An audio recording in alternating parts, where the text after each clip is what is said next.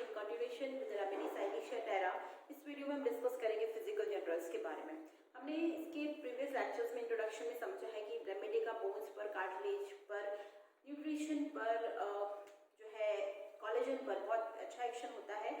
And it also is a very good tendency to absorb the fibrotic tissues in the body, जैसे कि जो keloid formation हो गया है तो वहाँ पर टिश्यू एब्जॉर्प्शन करता है। Is a suppurative tendencies, pus formation, pus को एक्सपेल करने की भी पावर होती है। तो हम बात करते हैं फिजिकल जर्नल्स में, ये एक चिली रेमेडी है जहाँ पर एपेटाइट, पेशेंट की appetite is fine but there is defective assimilation. Food जो है प्रॉपरली उसका न्यूट्रिशन बॉडी के अंदर जाता नहीं है खाने के बावजूद भी, and there is as a result there is defective nutrition, जो न्यूट्रिशनल डेफिशिएंसी है वो इसमें देखी गई है।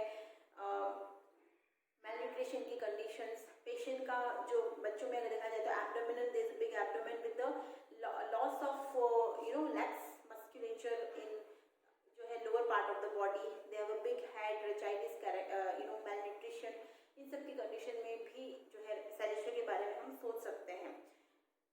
डिजायर, यहाँ पर चिली रेमेडी होने के बावजूद भी डिजायर होता है कोल्ड फूड का। ओके, कोल्ड फूड का डिजायर है। And there is aversion to warm food, fat, even milk। बच्चों में देखा जाएगा तो मिल्क, मदर मिल्क को जो है वो बिल्कुल पसंद नहीं करते हैं। अगर ये बच्चों की बात करें तो ये इसका कुछ एवर्जन है।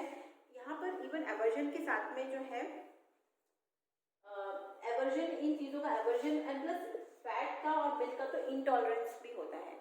Okay, and other than that salt, meat का भी एवर्जन जो है देखा जाता है। तो ये हम देख रहे हैं कि सॉल्ट और फैट, ये सब चीज़ों का एवर्जन। एक और रेमेडी है नाइट्रिक एसिड, वहाँ पर भी ये जो है मिलता है। नाइट्रिक एसिड में भी जो है फैट का और सॉल्ट का एवर्जन होता है। So this is about this remedy. But हम बहुत सारे लेवल्स पर सैलिशिया और नाइट्रिक एसिड को मेंटल जनरल्स पे जो है डिफरेंशिएट कर सकते हैं और काफ़ी सारी चीज़ों के लिए। Now about the sleep, now about the stool. Stool कैसा होता है? यहाँ पर कॉन्स्टिपेशन होता है, जैसे हमने बताया था कि ड्राइनेस ऑफ म्यूकस मेम्ब्रेन रहेगा, बैचफुल स्टूल रहेगा। बैचफुल स्टूल मतलब कि स्टूल जो है बहुत ज़्यादा मतलब रिसीड बैक करता है।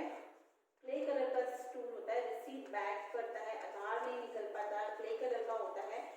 पेशेंट जैसे यहाँ पर लैक ऑफ स्टेमिना है तो इस केसेस में भी patient give up, and they give up on straining to pass stool and they are okay, but patient में कॉन्स्टिपेशन रहता है। और दूसरा पॉइंट हम बात करते हैं कि यहाँ पर अगर स्लीप पैटर्न को देखें तो जो है दे आर लाइक जैसे स्लीप, रात में सोते वक्त चलने लग जाना, इस तरह की कुछ कंडीशंस भी देखी गई है। डिस्टर्ब स्लीप रहती है। नेक्स्ट इम्पॉर्टेंट पॉइंट जो हम सैलिशिया की बहुत इम्पॉर्टेंट पहचान है वो है इसका पर्सपायरेशन, पसीना। ओके, तो यहाँ पर बहुत ज़्यादा प्रोफ्यूज पर्सपायरेशन रहता है सैलिशिया में, प्रोफ्यूज पर्सपायरेशन। ओके, हाथ में, हैंड्स पर, इवन हैंड्स पर और फीट पर, तलवों में, पैर गीले गीले रहना, हाथ गीले गीले रहना, very fitted and accurate discharges. Overall भी देखा जाए तो जिसके डिस्चार्जेस है, इवन लिकोरिया हो गया एंड दिस स्वेटिंग, तो जो है एक्यूरेट होता है, फिट होता है, बदबूदार होता है, हाथ पैर गीले रहना। तो हम यहाँ पर इस चीज़ को समझेंगे कि दे आर इंडिविजुअल जो सबमिसिव होते हैं, अपनी बात को इतना ज़्यादा रखना नहीं पसंद करते हैं। That kind of that expression of not always expressing themselves, there is excess of expression on the physical level and there is excess perspiration. Okay, तो और रेमेडी जैसे कि कैलक्यूलर काब है, वहाँ पे भी हमें ये सिम्टम्स देखने को मिलते हैं। Head of the babies wet होता है, हाथ पैर में पसीना, डिफ्रेंशिएट करेंगे मेंटल लेवल्स पर। And the chubby baby of the calcarea carb, and here we have a thin delicate child of the silicea. Silicea का चाइल्ड बहुत ऑब्स्टिनेट भी होता है, मतलब जो एक चीज़ की जिद पकड़ना, एक नोशन बना लेना, एक चीज़ के लिए बहुत देर ऑब्स्टिनेट चाइल्ड, बच्चे जिद्दी होते हैं सैलिशिया के। ओके, तो एक now back to this thing, perspiration fetid और एक्यूरेट होता है तो they individuals they are tend to quite lot change their socks, बार बार उनके जो है सॉक्स है वो बहुत इजीली फट जाते हैं, उनको काफ़ी बार चेंज करना पड़ता है, बहुत फीटेड स्मेल भी रहता है, उससे भी परेशान रहते हैं साइलेशिया का पेशेंट। तो ये हो गया इसके पर्सपायरेशन के बारे में। तो एक फिजिकल जनरल्स में हम देखते हैं कि they always want to be warm या wrap up warmly, okay, warm से वार्मली, हेड में हेडेक है, कोल्ड एयर के exposure in draft of air है, पसीना आया खूब ठंडी हवा में चले गए, उसके बाद में तबीयत खराब हो गई, उससे भी बहुत इजीली अफेक्टेड होते हैं। वार्म अप जिसे कहते हैं कि वार्म फूड तो पसंद नहीं होता, but although they are chilly but they do not like warm food, but they want to be warm, wrap up warmly because they are chilly. Now हम एक और इम्पोर्टेंट की बात करते हैं, रेमेडी जो है उसमें देखे जाते हैं इन इफेक्ट कॉजेशन की बात करें या एलिमेंट्स की फ्रॉम की बात करें, तो इन इफेक्ट ऑफ वैक्सीनेशन के जो साइड इफेक्ट्स जैसे पूजा भी हमने पढ़ी है, एंटियम फूड भी पढ़ी है, मेलानोड्रियम है, these are the remedy which is good for in effect or bad effect of vaccination. तो silicea is one of the good remedy for this।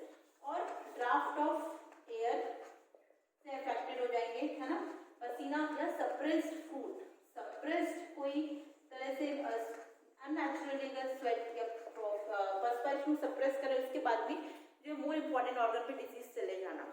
तो ये कुछ फीचर्स हैं। बाकी पैथोलॉजी से समझेंगे कि स्किन में जो है, इवन अगर आप देखोगे कि they have internal formation, skin में सप्यूरेटिव टेंडेंसीज है, तो स्किन के केसेस में इरप्शंस, पस फॉर्मेशन होगी, पिंपल्स होना, ये सब चीज़ें हैं जो कि पस फॉर्म्ड इरप्शंस रहेंगे। बॉडी के अंदर कहीं भी जो है चोट लगने के बाद में पीला पीला हो गया है, पेनफुल कंडीशन है, तो this remedy can expel that thing out. अगर किसी स्प्लिंटर लग गया, कांटा चुभ गया, उसके बाद में जो है अंदर पस भर गया, तो ये remedy silicea has a tendency to expel that particular splinter out from the body, foreign body का जो है उसको बाहर निकालता है।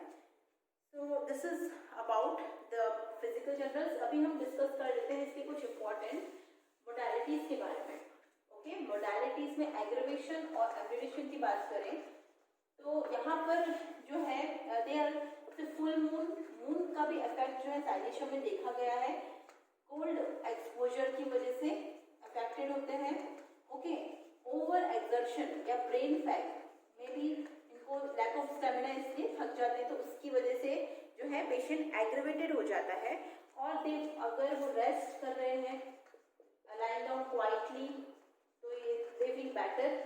ओके, और दूसरी चीज़ है कि साइलेशिया बहुत ज़्यादा ओवर सेंसिटिव भी होता है नॉइस के लिए, तो किसी भी तरह का डिस्टर्बेंस हो गया, नॉइस हो गया, लाइट हुआ, उससे भी पेशेंट में प्रॉब्लम्स एग्रेवेट करती हैं। एंड यहाँ पर वार्म से आराम मिलता है। तो these are some important points जो हम देखते हैं साइलेशिया के अंदर। I hope you have understood the important core of the remedy silicea की, कहाँ इसका मतलब फिजिकल लेवल पे किस तरीके के सिम्टम्स आ रहे हैं, क्या इसकी पैथोफिजियोलॉजी है। So this is about physical generals. Thank you.